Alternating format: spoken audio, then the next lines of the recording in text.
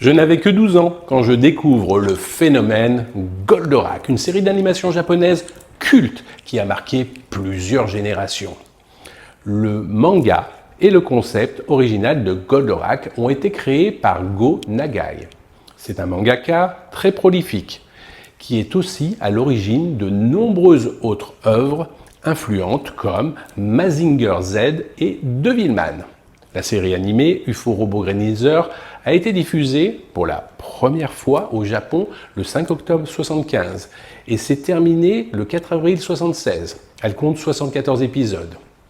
L'histoire de Goldorak suit les aventures d'Actarus, le prince de Fort, une planète ravagée par l'Empire de Vega. Actarus fuit sa planète à bord du robot géant Goldorak, une puissante machine de combat.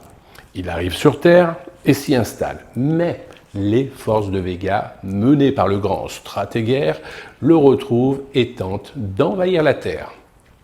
Actarus, avec l'aide de ses amis, utilise Goldorak pour défendre la planète contre les attaques incessantes des Golgoths de Vega. Goldorak est arrivé en France le 3 juillet 1978 sur Antenne 2 lors de la première émission de Récréa 2 sous l'impulsion de Jacqueline Joubert. Ce fut un événement majeur et un succès immédiat. La série a été diffusée de manière régulière dans Récréa 2 jusqu'en 1983, ce qu'il en reste de nos jours. Oui, Goldorak est toujours très présent de nos jours et continue d'avoir un impact culturel important. De nouvelles œuvres liées à Goldorak ont vu le jour.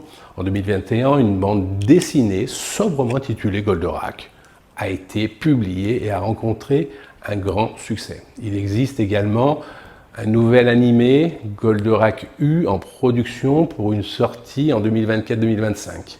La licence Goldorak est toujours très active avec de nombreux produits dérivés et des expositions ou événements rétrospectifs sont régulièrement organisés, témoignant de l'engouement durable pour la série.